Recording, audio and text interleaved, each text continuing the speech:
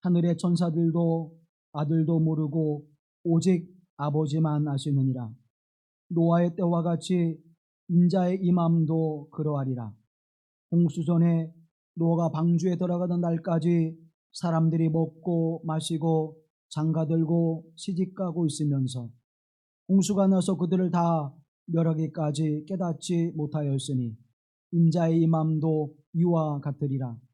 그때 두 사람이 밭에 있음에 한 사람은 데려가고 한 사람은 버려둠을 당할 것이요, 두 여자가 맷돌질을 하고 있음에 한 사람은 데려가고 한 사람은 버려둠을 당할 것이니라. 그러므로 깨어있으라. 어느 날에 너희 주가 임할는지 너희가 알지 못함이니라. 너희도 아는 바니 만일 집주인이 도둑이 어느 시각에 올 줄을 알았더라면 깨어있어 그 집을 뚫지 못하게 하였으리라. 이러므로 너희도 준비하고 있으라. 생각하지 않은 때에 인자가 오리라. 이는 하나님의 말씀입니다.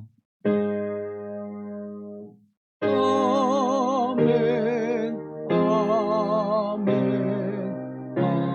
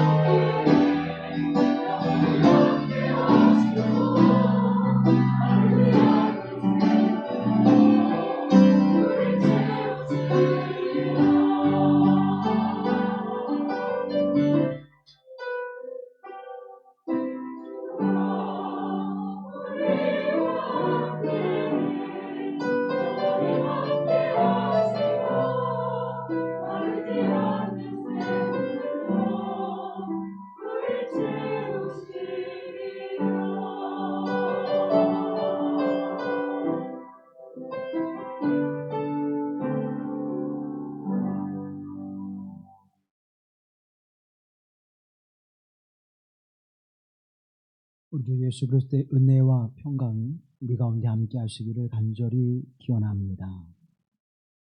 저는 어제 주일을 준비하면서 행복한 시간을 가졌습니다. 다른 것이 아니라 우리 교회 학교 아이들이 지난 한 3년 정도 성탄 예배를 함께 드리지 못했었는데 올해 하나님 앞에 성탄 감사 축하의 예배를 드릴 수 있는 그런 시간이 우리에게 허락되어져서 아이들이 하나님께 돌릴 찬양을 준비하는 시간을 교회에서 가졌습니다. 와서 하나님께 드릴 찬양을 연습하고 또 시끌벅적하게 교회 안에서 소란스럽지만 뛰어다니기도 하고 또 웃기도 하고 그런 모습을 바라보면서 이제 우리가 성탄을 맞는 시간이 됐구나, 그런 기쁨이 또 행복함이 밀려들었습니다. 오후에는 오카리나를 하시는 분들이 또 악기를 연주하면서 성탄에 하나님께 드릴 찬양을 준비하면서 하루 종일 오전으로부터 오후에까지 교회가 하나님을 찬양하며 주의 오심을 기다리는 그 기쁨의 은혜가 가득했습니다. 그런데 세상을 바라보면 12월이 되었는데도 연말이 되어 가는데도 그저 맹숭맹숭한 그런 모습을 보게 됩니다. 우리가 성탄절과 연말을 맞이하면서 화려한 성탄 장식과 또 캐롤이 울려 퍼지면서 마음이 들뜨게 되는데 어느 때부터인가 그런 마음이 우리에게 사라져 버렸습니다. 사회도 너무나 냉랭하고 차분하기보다는 너무나 삭막한 모습으로 마지막 시간들을 한 해를 이제 보내고 있고 또 한 해의 성과가 어떠하다라고 하는 그러한 지표들이 쏟아지면서 더욱 우리를 우울하게 만들고 있습니다. 각박한 세태 속에서 우리의 영혼까지 빼앗아가고 또 우리의 영혼이 그것이 함몰되어지면서 침체되어지는 그 모습이 더욱 우리의 마음을 슬프게 하고 있습니다. 그런데 우리 아이들이 맑은 목소리와 소리로 그리고 웃음으로 교회에 주 예수 그리스도의 오심을 기다리는 그 기쁨과 설렘을 우리에게 대신하여 주고 있음을 보면서 저는 행복한 하루를 보냈습니다. 예수님께서 제자들과 함께 이제 십자가의 사역을 이루시기 위하여 예루살렘으로 올라가셨습니다. 그런데 그곳에는 거룩한 성전의 모습과는 전혀 다른 종교 장사치들이 그곳에 있었습니다. 폭리를 취하면서 성전 재물을 파는 사람들과 또 성전에 드려질 돈으로 환전하는 환전상들이 말할 수 없는 폭리를 취하면서 더욱 예배를 왜곡되어지게 만들고 있었습니다. 예수님은 그곳에 분노하시면서 그들을 꾸짖으시며 채찍으로 때리시면서 하나님의 거룩한 성전을 강도의 구일월로 만드는구나 하면서 탄식하시고 그들을 쫓아내십니다. 그리고는 잘못된 가르침을 전하고 있는 바리새인들과 서기관들을 향해서 하나님의 말씀을 왜곡되지 않게 바로 전할 것임을 가르치시고 성전을 나오시면서 이렇게 말씀합니다. 성전이 무너지고 사흘 만에 다시 세워지리라. 제자들은 성전에 올라가시면서 성전을 정화시키는 그 장면을 보면서 통쾌한 마음을 가졌을 것입니다. 그런데 성전을 나오시면서 성전이 무너질 것이라고 하는 말씀을 줄 때 가슴이 덜컥 내려앉았습니다. 성전은 그들의 가치의 중심이었습니다. 성전은 그들의 존재의 이유였습니다. 성전은 곧 그들의 세계관이었고 그들의 모든 것이었습니다. 그런데 예수님께서 성전이 무너질 것이라고 하는 말씀을 주시는 거죠. 곧바로 주님 그게 무슨 말씀입니까? 라고 묻지 못하고 예수님께서 감람산에 오르시고 제자들과 함께 했을 때 제자들이 예수님께 묻습니다. 주님, 성전이 무너진다고 하는 것이 무엇입니까?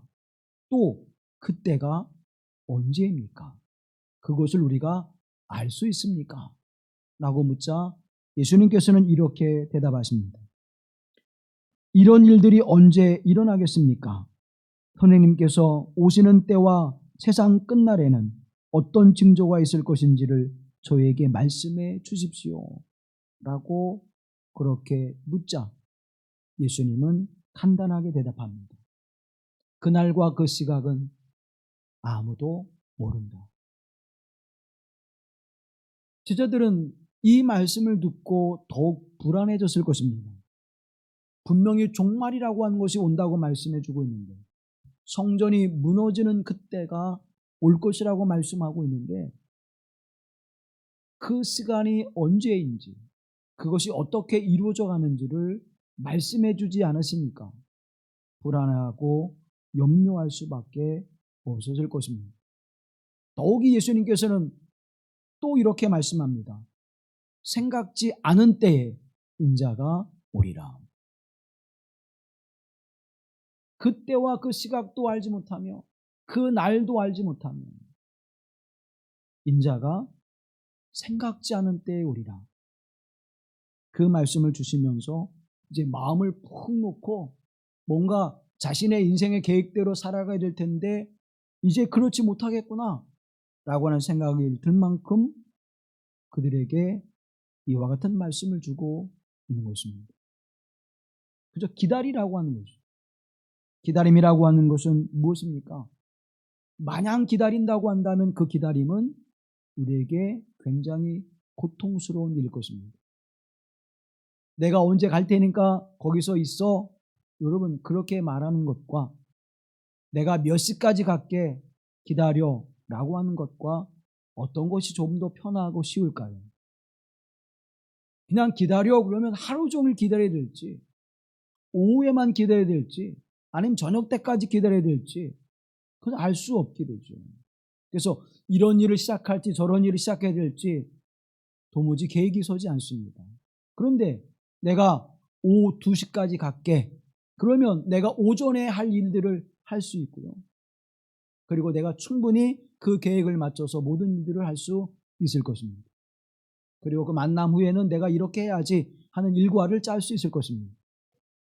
근데 그것이 없이 그저 기다려 라고 말하면 우리는 그 하루 종일 그 기다림의 시간을 가지면서 굉장히 힘든 시간을 갖게 될 것입니다. 그런데 성경에 바라보면 그런 시간을 견뎌내고 기다리고 또 기다렸던 사람들의 모습을 우리는 접하게 됩니다. 또한 하나님께서 세상을 심판하시기 위하여 방주를 지으라고 말씀해 주시고 120년 동안 그 방주를 지으면서 그때를 기다렸습니다. 아브라함은 하나님의 언약의 말씀을 붙잡고 그 말씀이 성취될 것을 기대하면서 약속하신 땅으로 떠나며 그에게 자손을 줄 것이라고 하는 말씀을 기다리면서 25년의 시간을 지냈습니다. 야곱은 베델에서 하나님의 천사를 만나며 또 하나님의 말씀의 언약을 붙들고 그의 인생을 살아갑니다. 그러나 야복 나루에 엎드릴 때까지 하나님의 말씀과 약속이 어떠한 것인지 그는 깨닫지 못했습니다. 그래서 그의 인생을 돌아보면서 그는 이렇게 고백하죠. 우리 조상들도 험한 삶을 살았지만 그리고 힘들고 고단한 인생을 살았지만 제 인생 또한 험난하고 험한 세월을 살았습니다라고 고백합니다. 기다림의 시간은 노아나 아브라함이나 야곱에게 있어서 참으로 힘들고 어려운 인고의 시간이었습니다. 그런데 그들에게 주어지는 삶의 모습은 무엇이었습니까? 노아가 홍수의 심판에서 구원함을 받게 하신 하나님의 은혜가 임했고요. 아브라함에게 기다려 나가셨던 약속의 말씀이 그 기다림 속에서 성취되어 아들 이삭을 얻게 하신 하나님의 복을 누리게 하셨습니다.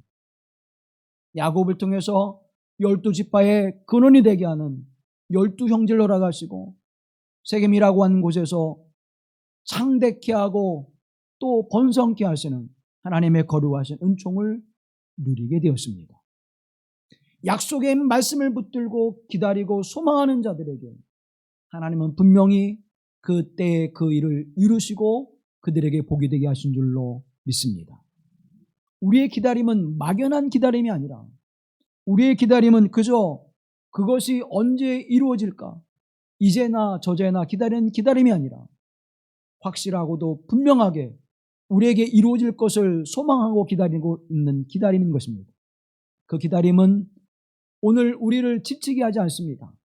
기다리고 또 기다리고 또 기다릴지라도 그 기다림은 우리에게 기쁨이 되고 설렘이 되고 기대가 될 줄로 믿습니다. 그래서 예수님께서는 오늘 본문의 말씀을 통하여 그 기다림의 사람들에게 깨어 있으라고 말씀하고 있습니다. 기다림이 무엇인지, 기다림의 대상이 누구인지를 분명히 안다면 깨어 있어 기대와 설렘으로 그 시간을 지나게 될 것임을 우리에게 말씀해 주고 있는 것입니다. 막연한 기다림이라면 우리에게 진실함과 진지함과 성실함이 없게 될 것입니다. 그러나 분명한 기다림이라면 우리는 그때를 준비하면서 신실함과 진실함으로 그 시간을 맞이할 수 있을 것입니다. 사랑하는 성도 여러분, 여러분은 종말을 어떻게 생각하십니까? 사람들은 종말을 끝이라고 생각합니다. 인생의 끝이고 세상의 끝이고 모든 것이 끝나는 순간이라고 생각하지요. 그래서 그 끝나는 순간 내가 해보지 못한 것 나 다 하고 살 거야. 때로는 방탕하기도 하고 때로는 무의미 없는 것에 시간과 열정을 투자하기도 합니다. 그러나 끝이 아니라고 생각하는 사람들에게는 그때를 기다리면서 어떻게 살아갈까요? 더 진지하고 더 신실하고 더 성실하게 그 시간을 보내게 될 것입니다. 성경은 종말이 끝이 아니라고 말씀합니다. 종말은 모든 것이 완성되어진다고 하는 뜻을 담고 있습니다. 하나님의 뜻이 완전하게 이루어지는 시간입니다. 하나님의 구원의 역사가 완전히 이루어지는 시간입니다. 하나님께서 우리를 향한 하나님의 나라가 성취되어지는 그 언약이 완성되어지는 그때가 종말이 되는 줄로 믿습니다. 그래서 주의 날이라고 말씀합니다. 인자가 오는 그날을 우리는 그냥 그때라고 하는 시간적 의미가 아니라 그때라고 말할 때 크로노스가 아닌 카이로스라고 하는 의미적 시간을 이야기하고 있는 것입니다. 오늘 본문 44절 말씀에 바라보면 이러므로 너희도 준비하고 있으라 생각지 않은 때에 인자가 오리라. 이때는 언제입니까? 그저 막연하게 기다리는 그러한 시간의 때가 아니라 이 때는 카이로스의 때인 것입니다. 이때는 하나님의 구원이 완성되어져 우리에게 복되는 종으로 주어지는 시간입니다. 하나님의 나라가 임하여 영생의 삶을 시작하게 하시는 그 거룩한 은총의 시간이 되는 줄로 믿습니다. 인자가 오리라. 이 인자라고 하는 것은 그저 사람의 아들 그렇게 문자적으로 번역할 수 있습니다. 그런데 유대 묵시문학의 전통에 의하면 이 인자라고 하는 것은 무엇입니까? 마지막 시대의 심판에 주로 오시는 분을 이야기합니다. 예수 그리스도가 이 땅의 심판의 주로 오실 줄로 믿습니다. 요한계시록은 그것을 우리에게 분명하게 가르쳐주고 있습니다. 그러면 무엇을 심판하러 오실까요? 이 땅에 오시는 심판의 주는 생명과 죽음을 심판하십니다. 의로움과 불의함을 심판하십니다. 거짓과 진리를 심판하십니다.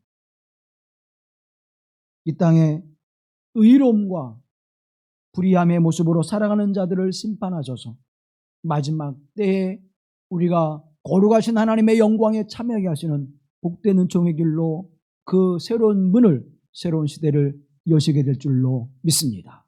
그러면 우리는 그때를 어떻게 준비해야 될까요? 그때가 반드시 분명히 확실하게 우리에게 올 것인데 우리는 그때를 어떻게 준비하면서 기다림을 가져야 될까요? 오늘 마태복음 기자는 우리에게 두 가지의 이야기를 전해주고 있습니다. 첫 번째 이야기는 홍수의 이야기입니다. 노아 홍수 시대에 하나님의 말씀이 노아에게 주어졌고 노아는 그 말씀을 따라 성실하게 방주를 짓기 시작합니다. 하루, 이틀, 한 달, 두 달, 1년, 2년, 10년, 20년이 지나면서 120년의 시간을 그렇게 주의 말씀을 따라 순종하며 그 때가 이루어질 것을 확실한 믿음에 서서 기다리고 그 시간을 보냅니다. 그 주변에 있던 사람들도 노아의 모습을 보았을 것입니다. 한두 달에 끝나는 일이라면 혹시 못 볼 수도 있어요. 1, 2년에 끝나는 일이라면 혹시 알지 못할 수도 있습니다. 그런데 무려 120년 기간 동안 그 일들이 이루어졌습니다. 함께 했던 사람들은 그 일을 알았습니다.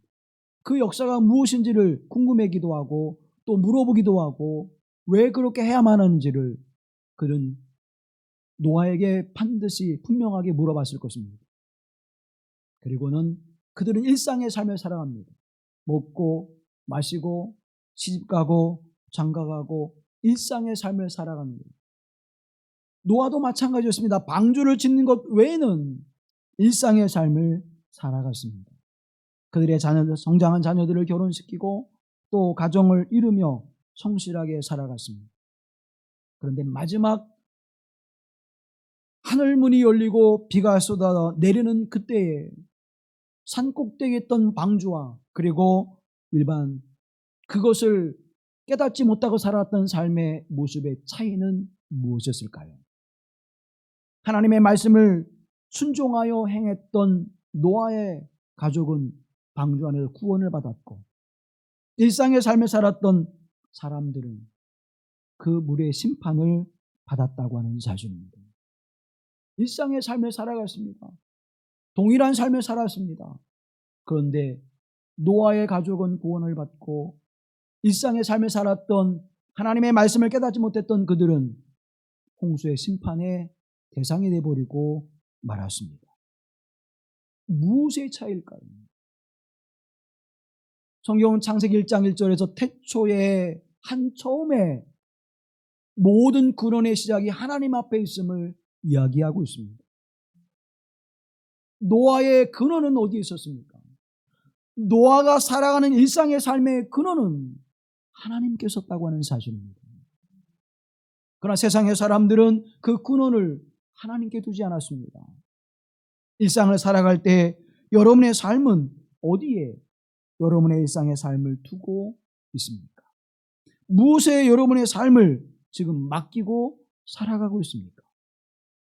하나님의 거룩하신 은총의 시원을 두고 그 한 처음을 바라보면서 살아가는 사람들에게는 노아의 홍수시대에도 구원하신 하나님의 역사를 은총으로 누리게 될 것입니다. 그러나 일상의 삶을 살아가는 그 삶의 모습을 그걸 놓쳐버린 자들에게는 홍수의 심판이 임하게 될 것임을 성경은 우리에게 분명하게 증언해주고 있습니다. 그리고 두 번째 이야기를 우리에게 전해주죠. 두 번째 이야기는 밭에 있는 사람과 맷돌질을 하는 사람의 이야기를 우리에게 전해주고 있습니다. 함께 말씀을 봉독하시죠. 24장 40절로 41절 말씀. 그때 두 사람이 밭에 있음에 한 사람은 데려가고 한 사람은 버려둠을 당할 것이요 두 여자가 맷돌질을 하고 있음에 한 사람은 데려가고 한 사람은 버려둠을 당할 것이니라. 아멘. 두 사람씩 짝을 지어서 밭일을 하고 맷돌질을 합니다. 그런데 주의 날에 인자의 오심 그때에 한 사람은 데려감을 당하고 한 사람은 버려둠을 당한다고 말씀해주고 있습니다. 사랑하는 여러분, 이 두 사람은 누구일까요? 부부일 수 있습니다. 가족일 수 있습니다. 형제와 자매일 수 있습니다. 내 사랑하는 친척과 이웃일 수 있고 그리고 친구일 수 있습니다.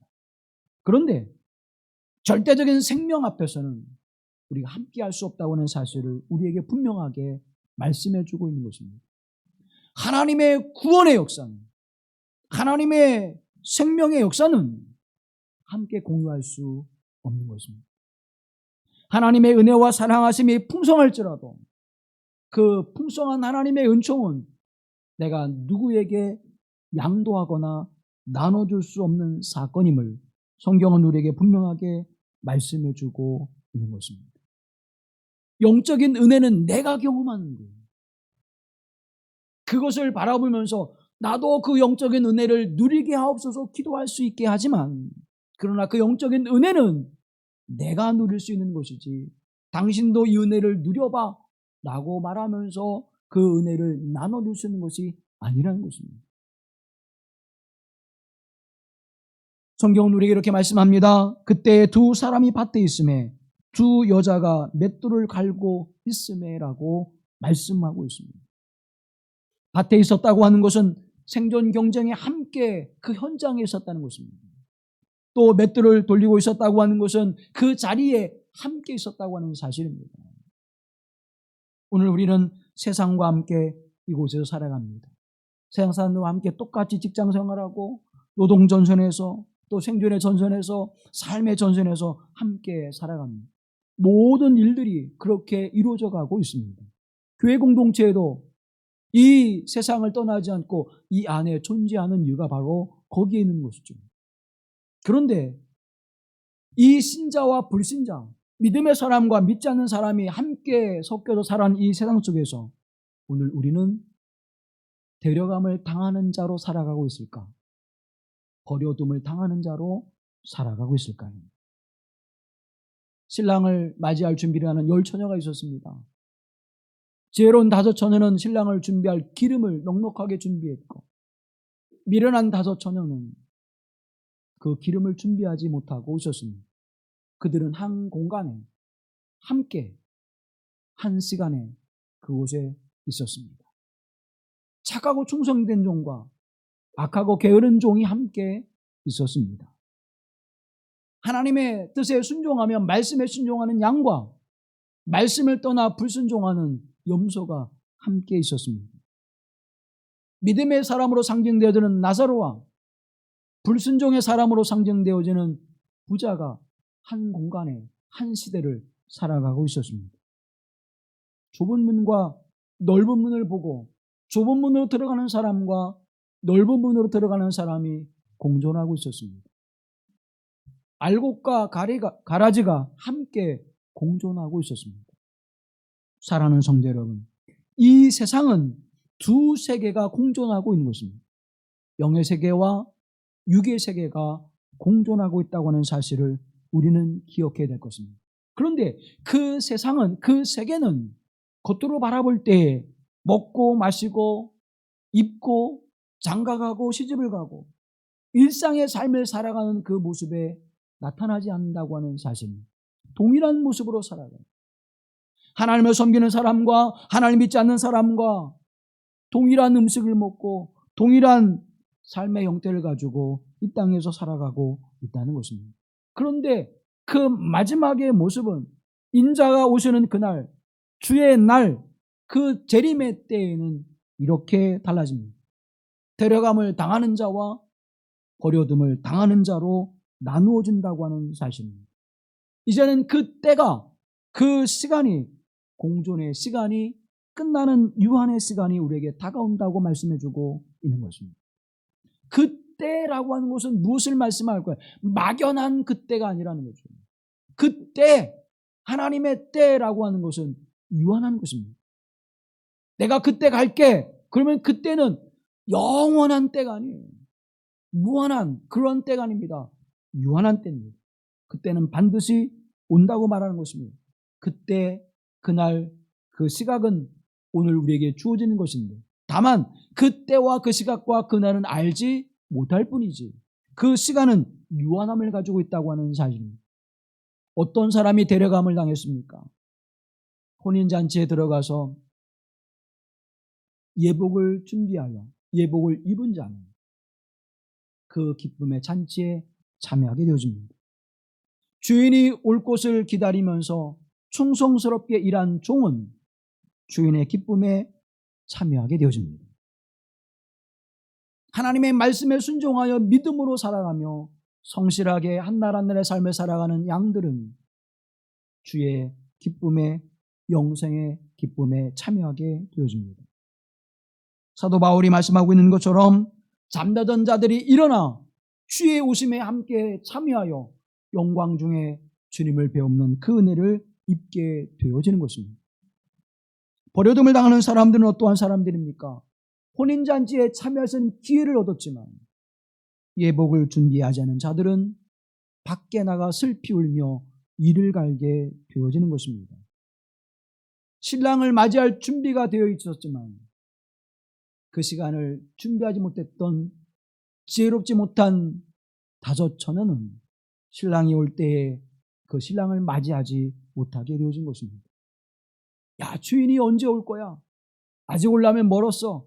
어느 때 올지 알지 못하지 하면서 악하고 게으른 모습으로 살았던 그 무익한 종은 밖에 내어 쫓아 내침을 당하게 되는 것입니다. 하나님의 말씀에 순종하지 않고 살았던 염소와 같은 자들은 영원한 형벌에 처하게 되어지는 것입니다. 두 사람이 한 공간에서 한 시대를 함께 살아갔지만 한 사람은 데려감을 당하고 한 사람은 버려짐을 당하는 이유는 무엇일까요? 성경은 우리에게 말씀합니다. 그 삶의 가치와 목적과 내용을 무엇으로 채워가고 있느냐라고 말씀하고 있는 것입니다. 사랑하는 성도 여러분, 똑같이 밭에서 일하고 있었습니다. 똑같이 한 맷돌을 붙들고 그것을 돌리고 있었습니다. 그런데 한 사람은 데려감을 당하고 한 사람은 버려둠을 당하게 되어지는 이 일은 무엇이었을까요? 노아의 시대도 마찬가지였습니다.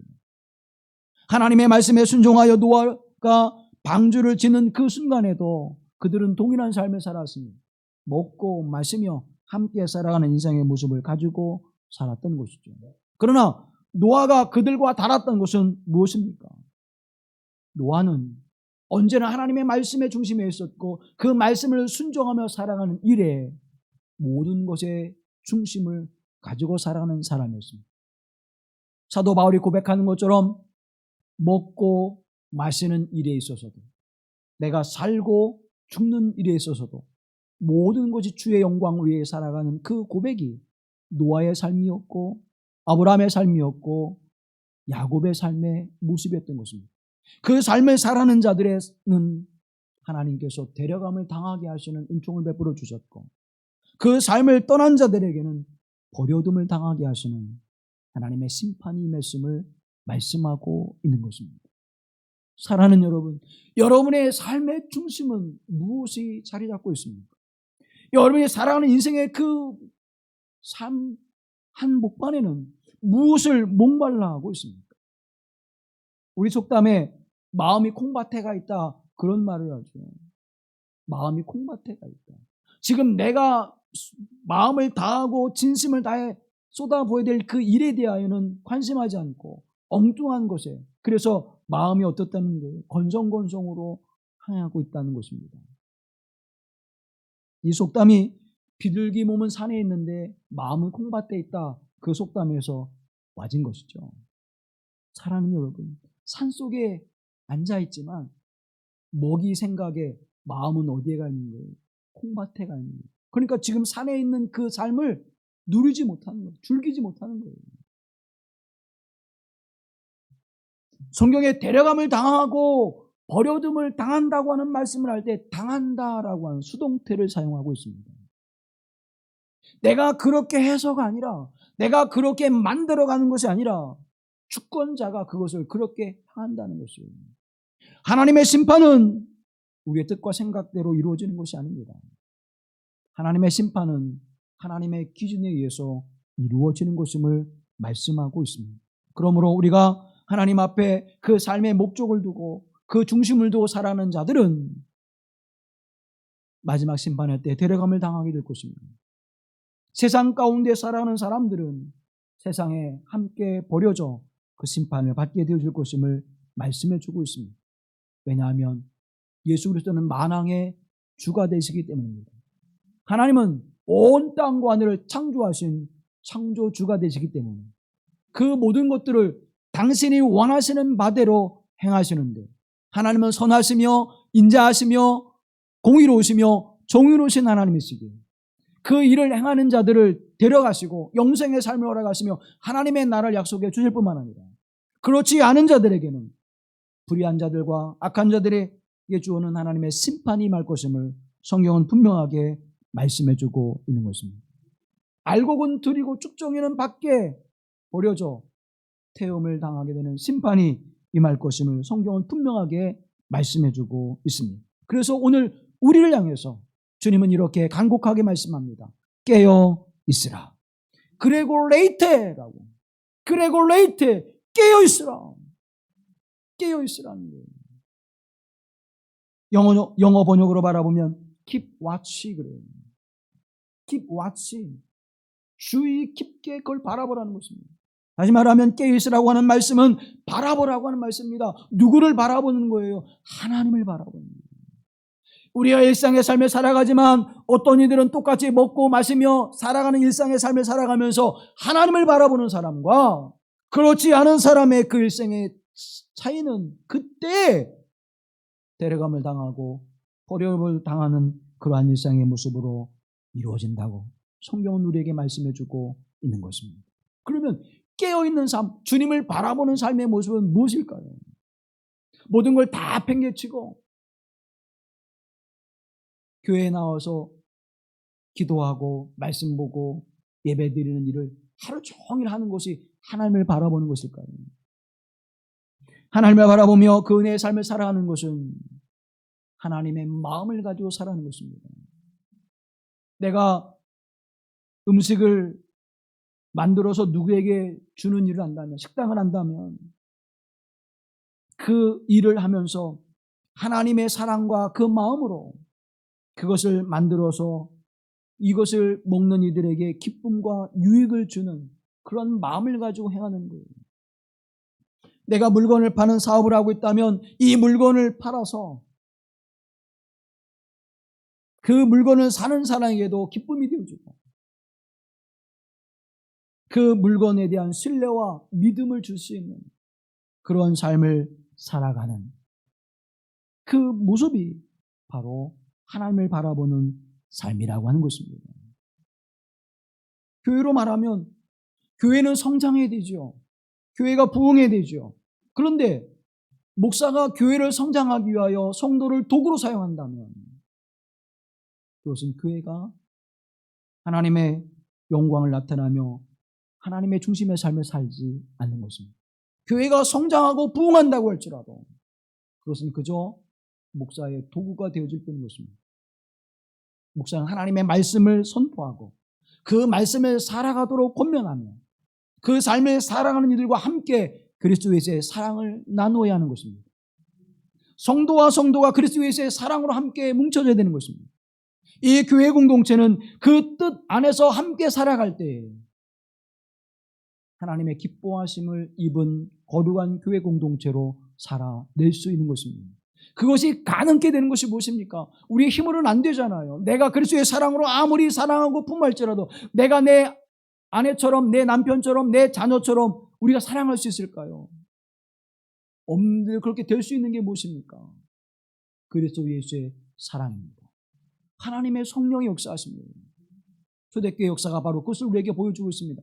하나님의 성령이 충만하게 임하였더니 그들이 교회 공동체 내 서로 유무상통하며 한마음 한뜻으로 하나님을 섬기고 예수 그리스도의 복음을 증거케 하는 삶을 살아가며 복음의 증인된 삶을 살았다는 것입니다.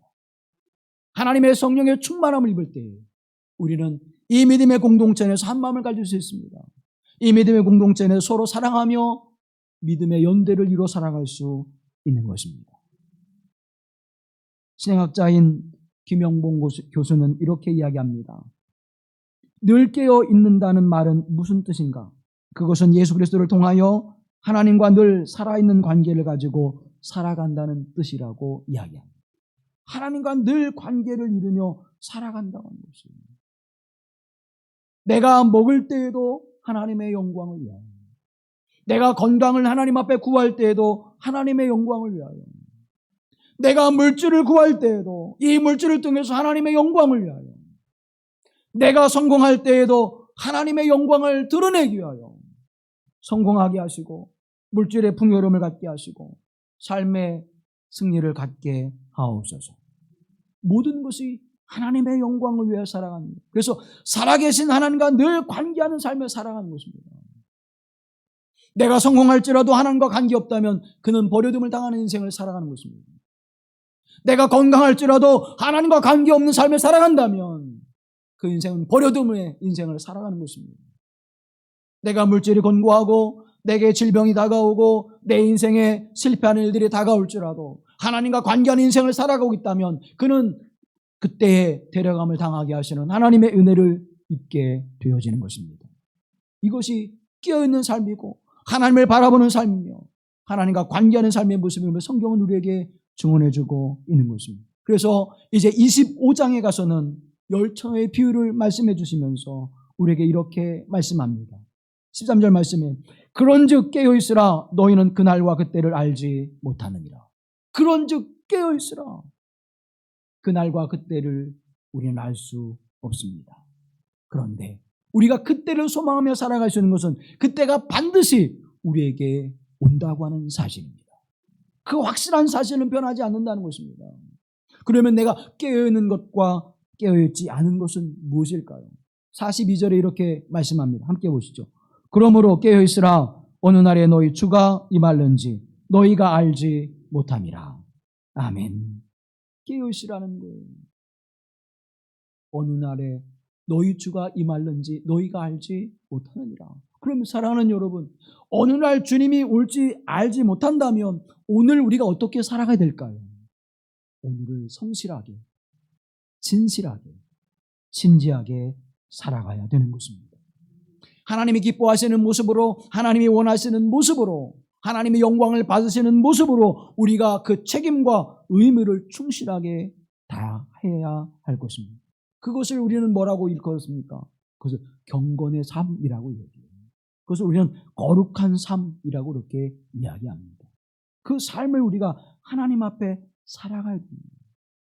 우리가 흔히 말하는 영적인 삶을 살아가는 것입니다. 그래서 우리의 묵은 때를 씻어버리고 우리의 악함을 씻어버리고 매일매일 하나님의 성령의 충만함의 은혜를 힘입어 경건한 삶을, 의로운 삶을, 하나님 보시기에 선한 삶을 살아가는 그 삶을 살아내는 것이 바로 깨어있는 삶이라고 성경은 우리에게 증언해주고 있는 것입니다. 그러면 반대로 깨어있지 않는 삶의 모습은 무엇입니까? 48절 말씀해 보면 만일 그 악한 종이 마음에 생각하기를 주인이 더디 오리라 하여라고 말합니다. 왜 악한 생각을 갖게 될까요? 주인이 더디 오리라. 아직 멀었어. 더 있어야 될 거야. 그런 마음이 들 때 우리 어떻게 돼요? 마음이 느슨해지고 게을러집니다. 그래서 성경을 보면 악하고 게으른 종아 무익하도다. 악한 생각은 게으름에서 오는 것이고 그 게으름의 삶을 살아가는 것을 무익하다고 말하는 것입니다. 하나님 앞에 기도하는 일에 게으른다면, 하나님의 말씀을 붙들고 살아가는 일에 게으른다면, 하나님의 말씀에 순종하는 일에 게으르다면 무익한 삶을 살아가는 것입니다. 주님이 오시는 그때에 그는 버려둠을 당하게 될 것임은 명백한 사실입니다. 거기에서 그치지 않고 51절 말씀은 이렇게 말씀합니다. 엄히 때리고 외식하는 자에 받는 율에 처하리니 거기서 슬피 울며 이를 갈미 있으리라. 이곳에 심판이 임하게 될 것임을 말씀해주고 있는 것입니다. 사랑하는 성도 여러분, 저와 여러분은 슬피 울며 이를 가는 버려둠을 당한 자로 부르심을 받는 것이 아니라 그때에 데려감을 당하는 자로, 주님의 오심을 소망하며 살아가는 자로, 깨어 하나님의 은총을 입은 자로 부르신 줄로 믿습니다. 그래서 오늘을 살아가는 우리의 삶의 모습이 얼마나 소중한지 우리가 깨닫게 되어지는 것입니다. 오늘 내가 하나님 앞에 부지런하여 주의 일을 행한다면, 내가 오늘 하나님 앞에 진실함으로 주의 일을 행한다면, 오늘 내가 신실함으로 정결케 함으로 말미암아 경건의 삶을 살아가기를 힘쓴다면, 우리의 과거는 경건한 삶을 살았다라고 말할 것입니다. 우리의 미래는 그 경건의 삶의 모습을 이룰 것이라고 우리는 확신하게 될 것입니다. 21세기의 패러다임 시프트라고 하는 생각의 전환이라고 하는 그러한 시대를 우리가 열었습니다. 그때 큰 영향을 끼쳤던 사상가가 있는데 스펜서 존슨이라고 하는 사람, 이분이 쓴 선물이라고 하는 책이 있는데 그 책의 내용이 이런 거예요. 한 소년이 이제 성장합니다. 그러면서 자기에게 주어지는 가장 최고의 선물이 뭘까? 한 노인이 그에게 다가와서 세상에서 주어지는 가장 소중한 최고의 선물, 넌 그거를 찾아가야 돼 라고 그렇게 이야기해요. 그러니까 이 소년이 그 세상에서 가장 최고의 값진 선물을 찾기 위해서 이제 그 인생을 살아갑니다. 때로는 낙심하기도 하고, 때로는 실패하기도 하고, 때로는 좌절하기도 하고, 때로는 그 어려운 일에 언제까지 내가 이렇게 살아야 되는가 라고 하는 생각을 갖기도 합니다. 그래서 그 소년은 청년이 되어지고 이제 장년이 되어집니다. 그때마다 노인에게 물어요. 최고의 선물이 뭡니까? 최고의 선물이 뭡니까? 근데 이 노인은 가르쳐주지 않습니다. 그것이 있어, 최고의 선물이 있어, 그 얘기만 하는 거예요. 그리고 이 노인이 이제 세상을 떠나게 되어집니다. 그러던 어느 날 노인이 말했던 것처럼 내 스스로 찾아야 돼 라고 하는 그 말의 뜻이 무엇인지를 알게 되어지고, 그가 가장 소중한 선물이 무엇인지를 발견하면서 마음의 기쁨과 평안을 얻게 되어집니다. 그리고는 그도 역시 노인이 했던 것처럼 또 소년에게 가장 소중한 선물이 무엇인지, 가장 최고의 선물이 무엇인지 그것을 찾아야 돼 라고 그렇게 이야기하게 되는 것이죠. 사랑하는 여러분, 최고의 선물이 무엇일까요? 이 소년이 찾은 최고의 선물은 무엇일까요? 스펜서 존슨은 현재라고 이렇게 이야기하고 있습니다. 지금 여기 현재의 삶이 우리에게 가장 최고의 선물이며 소중한 선물이라고 이야기합니다. 그는 책에서 이렇게 이야기해요. 좀 길지만 읽어드립니다. 세상에서 가장 소중한 선물은 과거도 아니고 미래도 아니다. 세상에서 가장 소중한 선물은 바로 현재의 순간이다. 세상에서 가장 소중한 선물은 바로 지금이다. 아무리 어려운 상황에 처해 있어도 현재 이 순간 옳은 것에만 집중하면 우리는 더 행복할 수 있다. 그렇게 하면 활력과 자신감을 얻어 그런 것도 처리할 수 있다. 현재 속에 존재하는 것은 잡념을 없앤다는 뜻이다.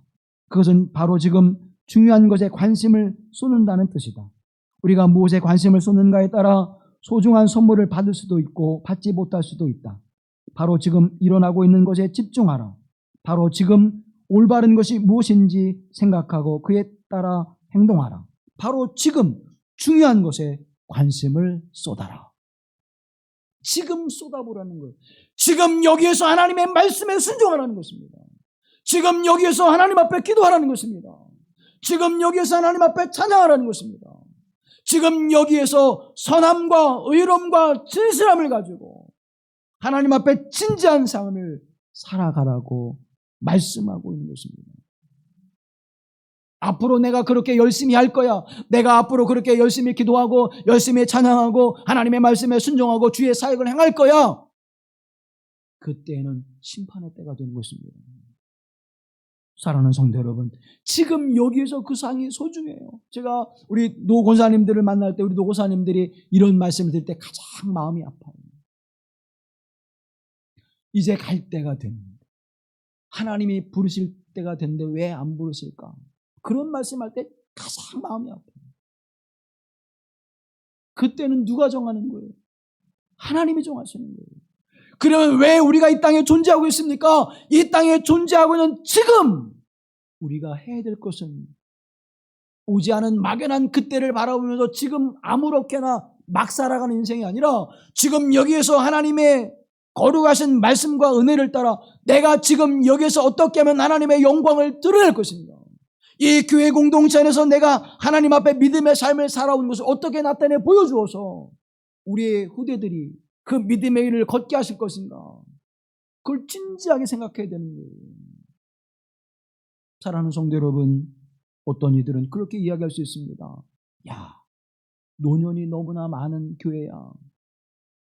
그런데요, 거꾸로 생각해 보세요. 젊은이들과 장년들은 그저 생계와 산업을 위해서 너무나 시간이 바쁘고 분주한 시대입니다. 그런데 노년이 되어지면 그보다는 상대적으로 여유가 있잖아요. 하나님의 말씀을 깊이 묵상할 수 있는 시간이 더 많습니다.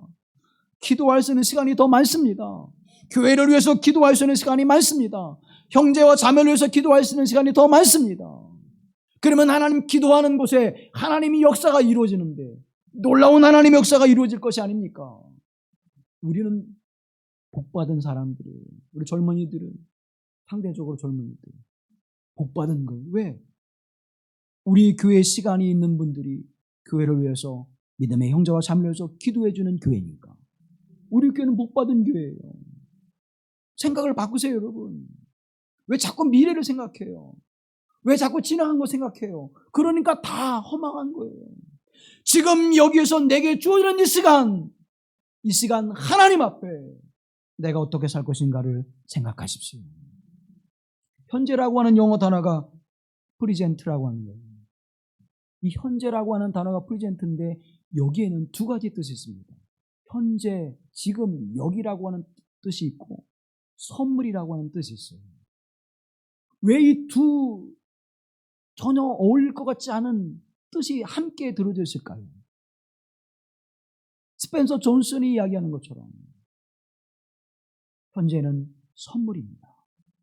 지금 여러분에게 주어지는 이 현재, 지금 여기에서 예배하는 이 순간이 우리에게는 가장 최고의 선물입니다. 그래서 오늘 여기에서 내가 정결하지 않으면, 내가 여기에서 지금 하나님의 사역에 충실하지 않으면, 내가 지금 여기에서 하나님의 말씀에 묵상하며 그 말씀에 순종하지 않으면 우리의 지나간 미래는 불순종의 시간으로 채워지는 것입니다. 우리의 미래는, 다가오지 않을 미래는 그때가 되어 하나님의 심판의 때가 우리에게 임하게 되는 것입니다. 그래서 우리의 기다림은 진실해야 됩니다. 우리의 기다림은 하나님 앞에 정결해야 됩니다. 날마다 이 기다림의 시간을 허튼 시간으로 보내지 마시고 진지하고 성결하게 하나님 앞에 보내십시오.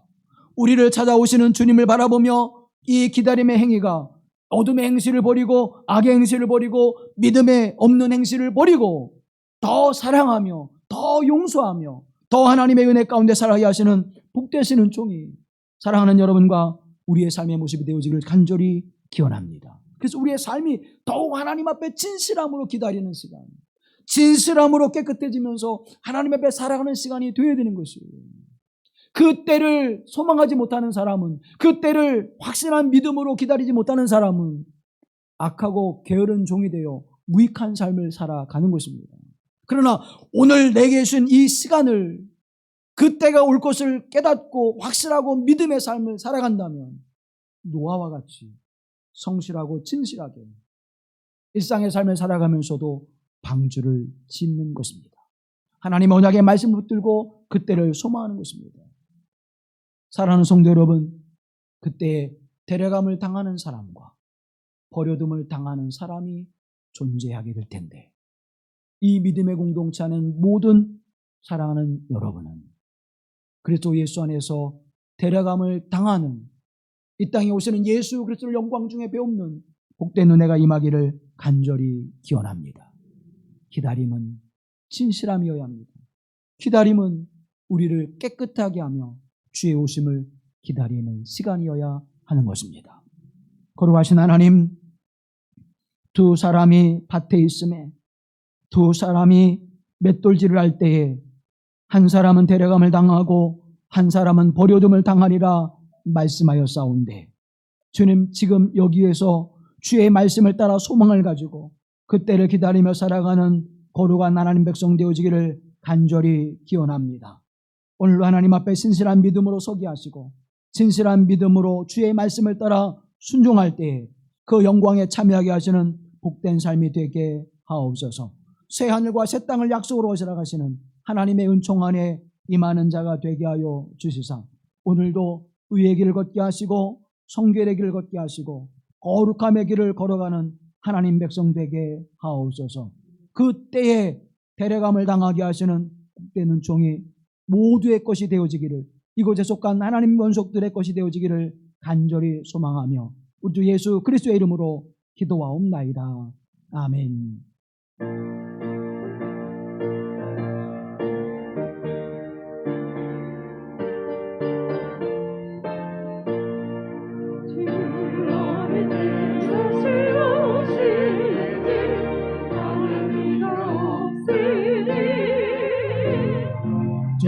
밝히고 너는 깨어있어 주를 반겨 맞으라.